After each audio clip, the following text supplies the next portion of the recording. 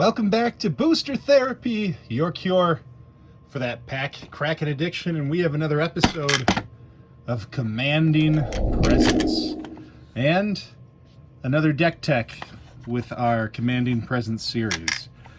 And before I crack this thing wide open, yeah, that's right, this is one of the new Ultra Pro, the wood tone ones. Pretty cool.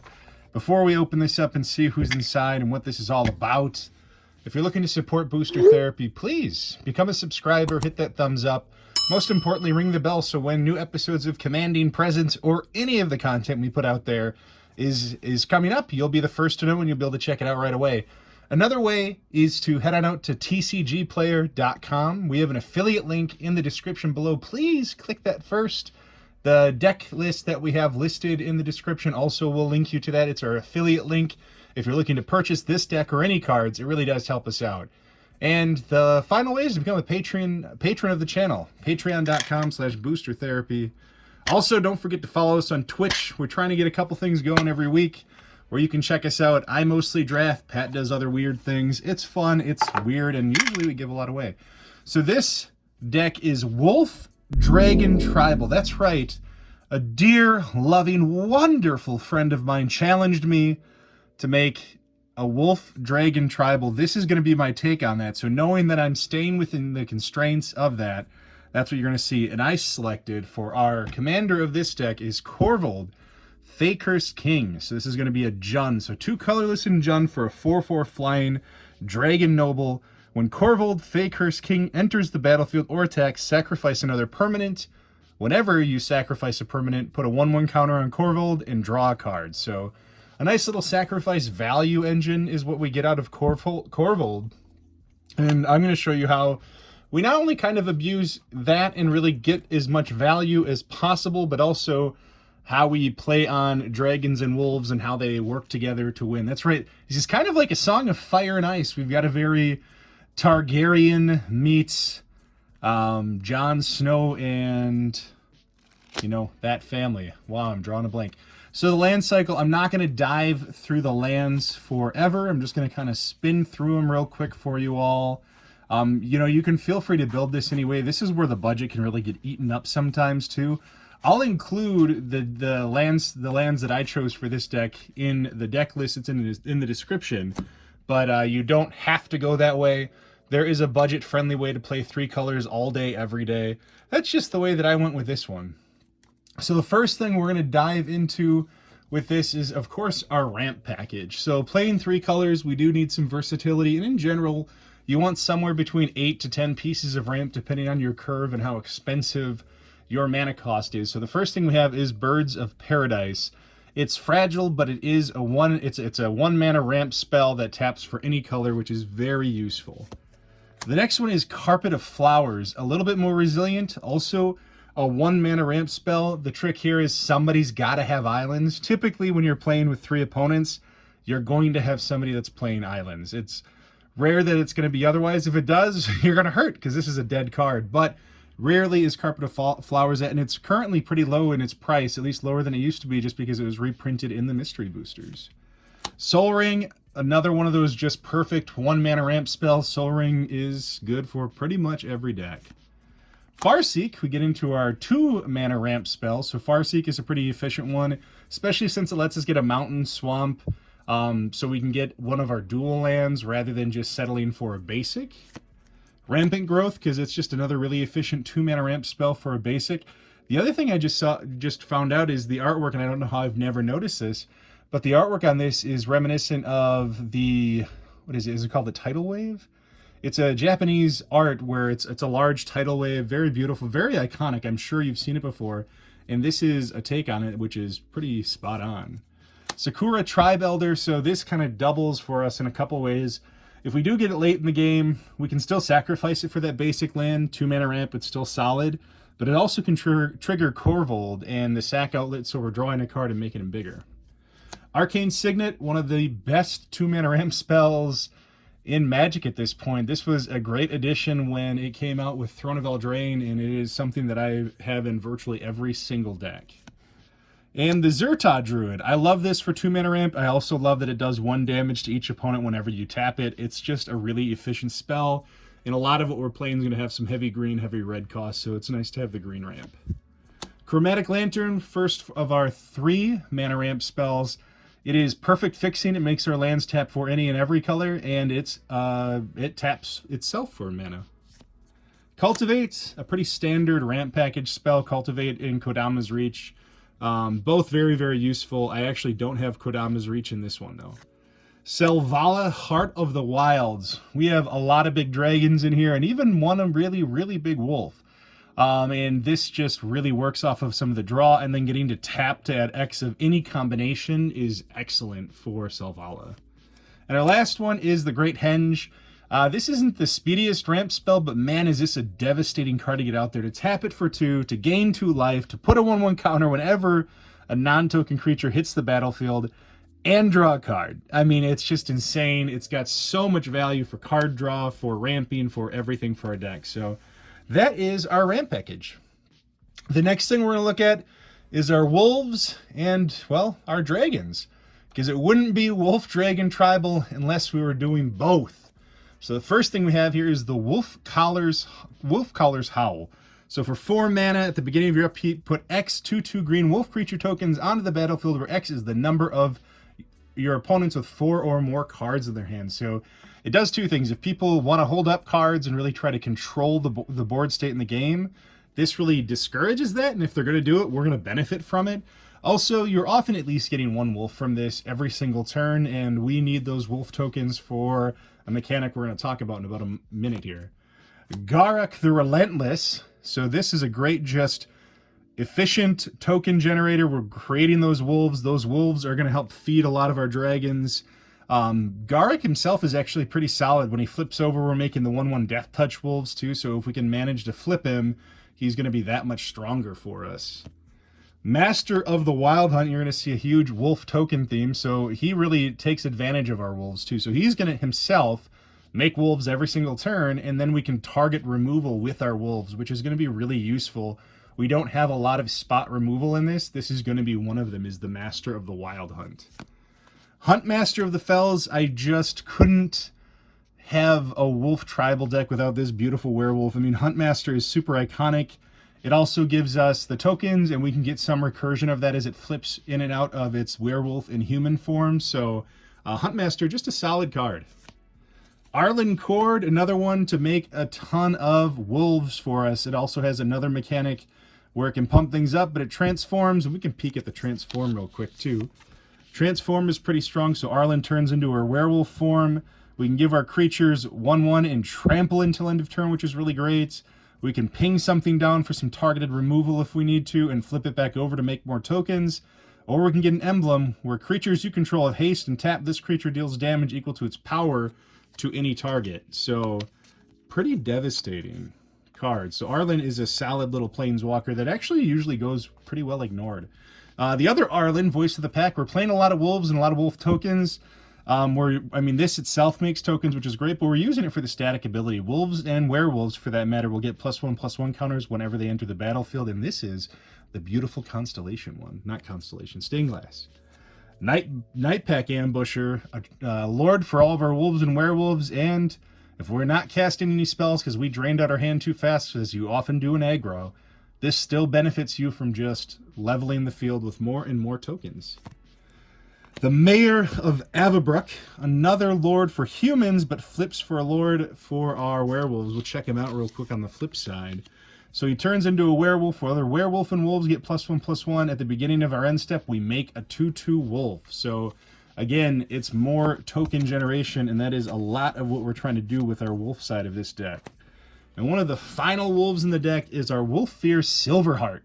He is a massive wolf. For 5 mana, you get a 4/4 that soul bonds with any of your other creatures to give both of them +4/+4. So essentially a 5 mana 8/8 wolf that is going to make something else. Even a Birds of Paradise becomes a 4/5 with this guy. The Taurian Mauler. He is both a wolf, a dragon, and everything in between. It felt very flavorful. I also really enjoy Taurian Mauler. Whenever your opponent casts any spell, he gets a 1/1 counter. So he just grows so quickly. And again, let's say we have Arlen on the battlefield, the uncommon Arlen, we're going to get a 1/1 counter because he is technically a wolf. So he's going to benefit from a lot of those tribal synergies as well. The first dragon we have on here is the Utvara Hellkite. Utvara Hellkite is a nasty dragon that makes tokens, and he makes all of your dragons, including the tokens that they made, make more tokens when they attack. So he is a devastating 8-drop. The Dragon Broodmother is going to tap into a mechanic we're going to play a lot on in this deck, and that is Devour.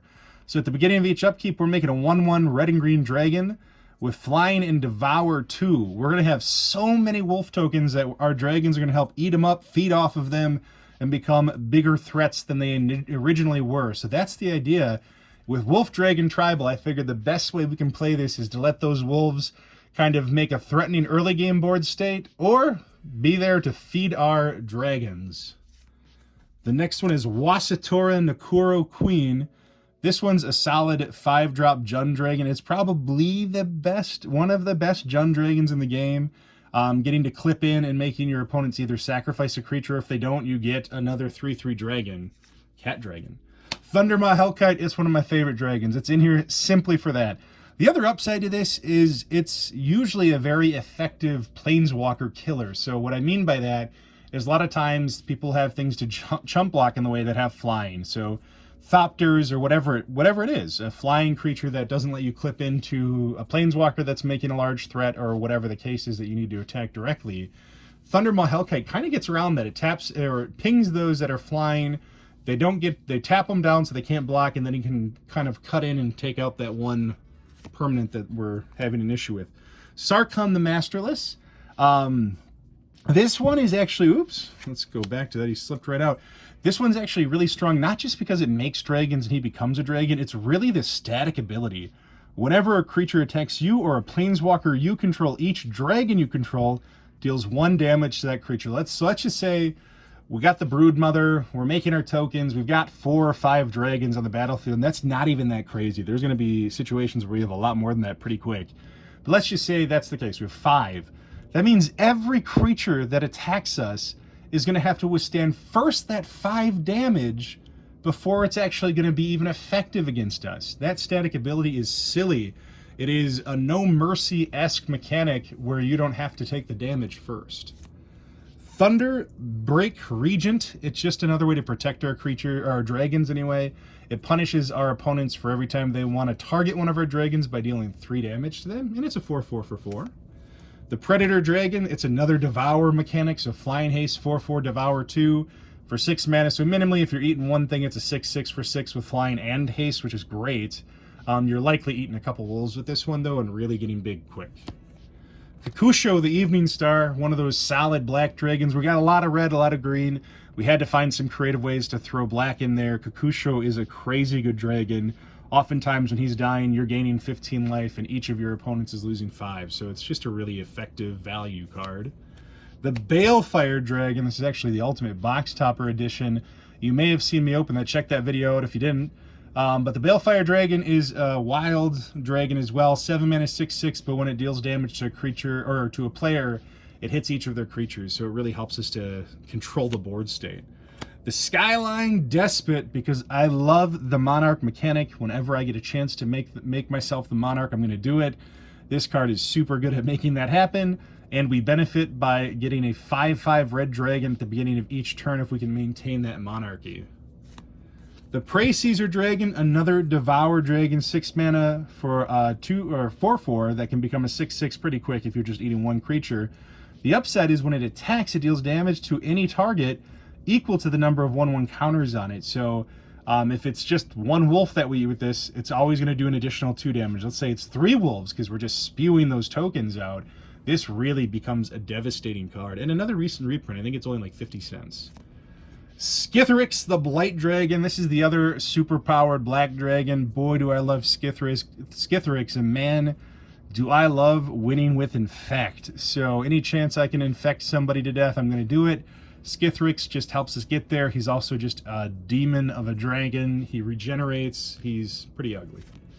The Hellkite Tyrant, because we're greedy and we want everybody's artifacts. Likely this is to help us steal a lot of ramp, which obviously we're going to need. We have a lot of high-cost spells in this deck, and Hellkite Tyrant helps us do that.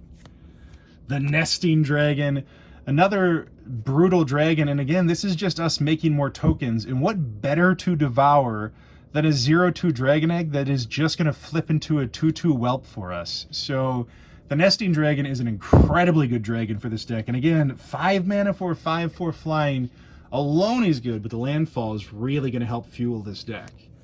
The Dragon Master Outcast, it's one of our early turn plays if we want to. It can hopefully draw out either spot removal, because it's not the best card in the deck, but if we can get this rolling every single turn and get a free 5/5, that's pretty disgusting. Dragon Lord Kolaghan, it gives all of our creatures haste, which is great. He has flying and haste, which is great, and whenever an opponent casts a creature or planeswalker spell with the same name as a card in his or her graveyard, they lose 10 life. So, your Relentless Rats, your Shadowborn Apostles, and all of those evil multiple creatures of the same type decks, this really makes them pay. A Tarkar World Render, this just makes our dragons horrifying. So I had a debate here. I didn't know if I wanted to do the Tarkar that has 5 damage and gives us a little bit more of that spot removal, but I could only have room for one Tarkar, and I went with the Tarka, sorry. And I went with the one that gives us double strike. Karthus, Tyrant of Jund.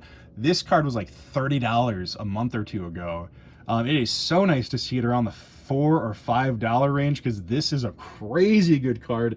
The other huge benefit here, and it's sneaky good because Dragon is such a popular commander deck, is this thing is going to steal all of those dragons and just hurt. So Karthus, super good, 7/7 for 7 with haste, and other dragons you control have haste.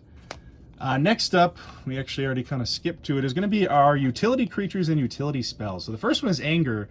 The idea here is to hopefully pitch Anger in a few different ways, but likely devour him to something else to ensure that haste mechanic for everything we have. We've got Marin of Clan Neltoth. Marin is super good at just keeping us resilient. So as people take out Master of the Wild Hunt and some of these other creatures, we're going to be gaining experience counters off of our own sacrifices, whether it's from Korvold attacking or entering the battlefield or devouring creatures. We have a lot of ways to do it, and Marin just really goes online quick. So a great way to keep our creatures back into play, or at least back into our hand. The Orin Frostfang, this makes it so every creature we have, when it deals damage, we draw a card, and that's huge card draw in this deck that is full of tokens.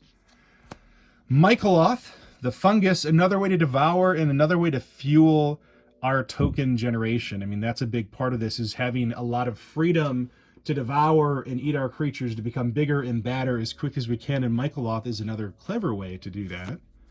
Purphoros, God of the Forge. We have so many creatures hitting the battlefield with tokens and dragons and wolves.